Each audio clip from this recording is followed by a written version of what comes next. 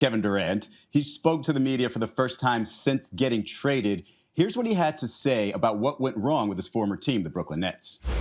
We just didn't get on the court enough. I think when you seen James, Kyrie, and myself, it was amazing basketball for 17 games, though.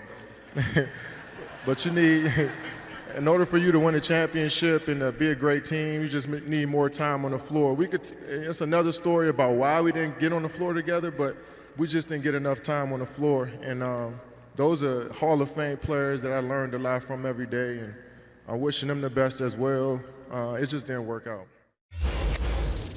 Yeah, Brian, that other story is what we all kind of want to know. But overall, what do you think about Durant's comments there? Well, they made a really big deal of this press conference. They let in a couple thousand fans. They did it in the arena. They obviously wanted to make Durant feel at home and feel like this was someplace that he could start a new big three after the other one failed. And the thing about it is that there isn't one answer for why the Nets didn't work out. It's a complicated answer. And one thing I can tell from Durant, he wants to move on from it. It is a basketball tragedy in the relative terms, a basketball tragedy that those guys only got to play a few games together. And frankly, it's a tragedy for Durant's career because he gave away some valuable years in his prime where he didn't get a legitimate chance to win another title. So now he has no time to waste. And that starts right when he comes back from this knee injury with the Phoenix Suns, who, if they put things together, have a great chance to get him one this year. It feels like Kevin needs to make that correct decision for his legacy, if you will, because say what you will about, winning 2 championships with the Warriors, there's always going to be question marks. Oh, hey, he joined a front runner. And then with Brooklyn, it was, hey, he's going to create his own super team. Let's see what he looks like as the leader. And it obviously fell apart. This was his preferred destination. These were teammates that he wanted to play with again. Almost feels like he has to get it right this time, or he probably should get it right, because it seems like teammates that are more to his liking, more serious about the game, more desperate to win a championship. And I think it's a great fit for him. We'll see if he has enough time to get it ready this year for a championship run, because, every year is a wasted year if he doesn't win one. KD also spoke about his new team, the Phoenix Suns, and their chances of a championship this year. We got all the pieces to be successful. We got guys that experience what it's like to play in that final round.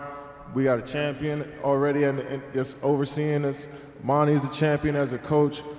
So we got guys that been there, and that's half the battle, just knowing what it takes. And, we got guys that can do pretty much everything on the floor. So we got to put it together. I'm looking forward to doing the work.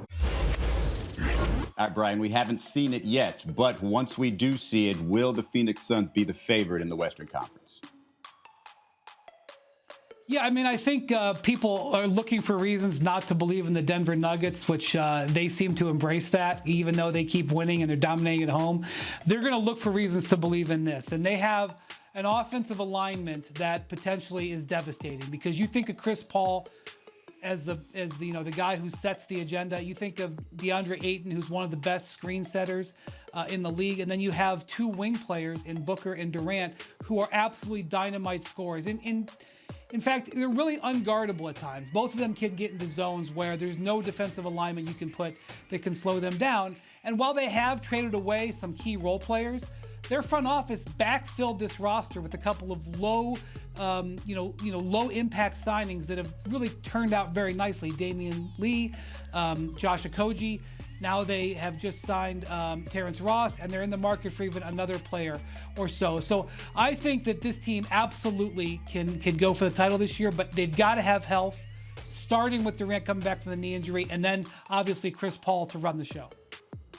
The part that gives me pause, just for this year anyway, is given that KD is coming back from this injury, whether he can be the dynamic defensive player that we know he can be when he's fully healthy. Normally, when he comes back from injury, he sort of focuses on the offensive end, gets himself into a rhythm, and then once he's in good physical condition, shows off what he can do defensively. But replacing Mikal Bridges, I think, is a huge factor here. And so he has to play that role of both, hey, I'm a scorer, but I also have to be that perimeter defender that just doesn't make everything too easy for the teams that we play against. But obviously, like I mentioned, he seems capable of that. KD has said he's hoping to make his debut with the Suns after the All-Star break. He was voted in as a starter, but replaced, because of his injury, by Joel Embiid.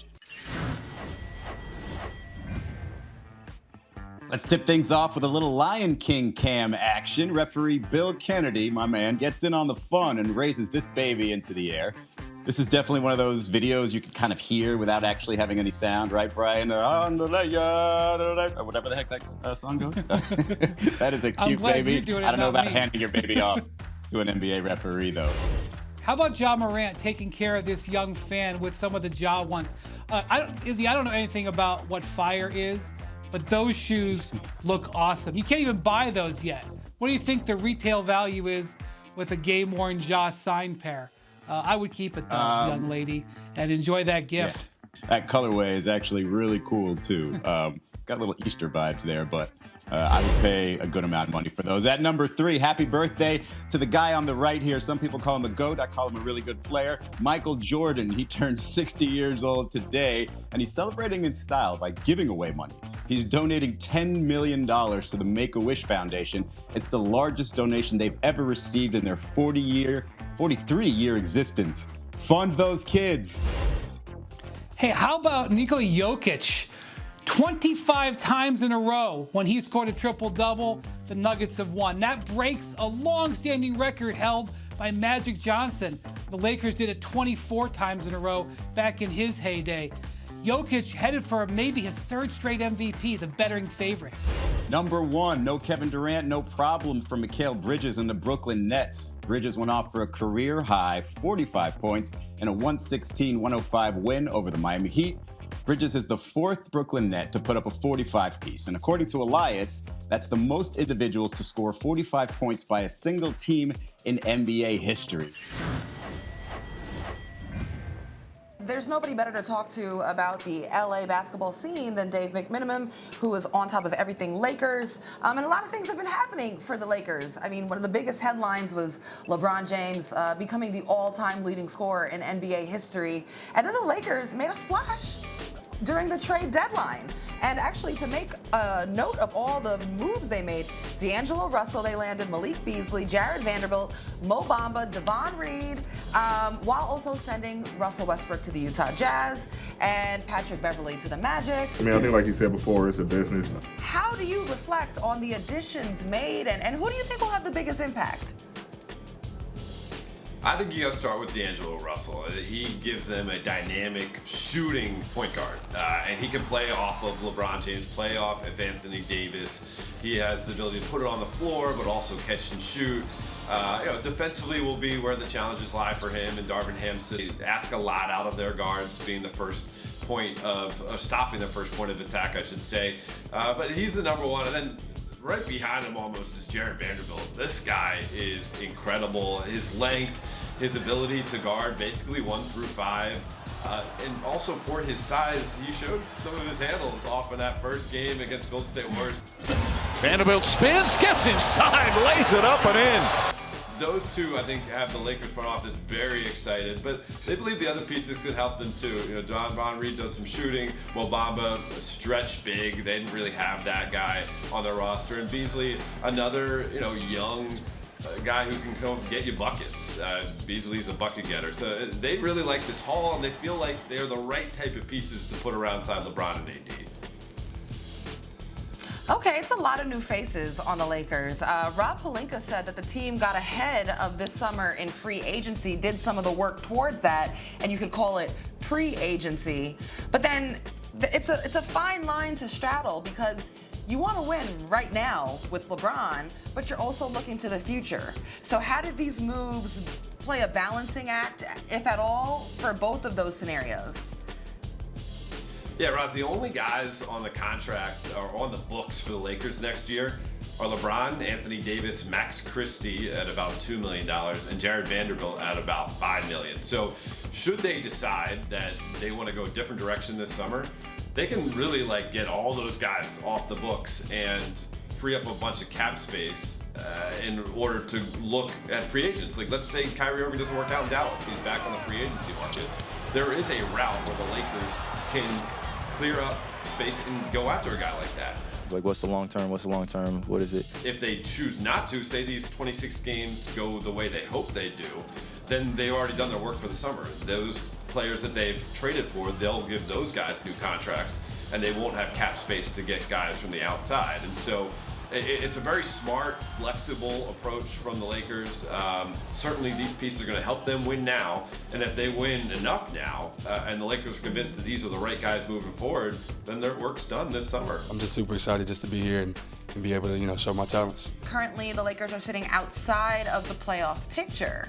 So do you think these moves are enough to put them into a playoff contention window? Is it enough to contend for a championship? Is it just all a moot point with Kevin Durant going to the Suns and the West is still the West? I don't know, Dave. What do you think? I'll probably stop short of championship, but certainly look at the West. It's very attainable. It's very kind of compact in the Western Conference standings, where the Lakers are like 2.5 games out of the 10th seed. And so they put together a good couple weeks here. They can close that gap rather quickly and then be looking at the final stretch post All-Star break to secure seeding. Like, they would love to be the 6th seed or higher.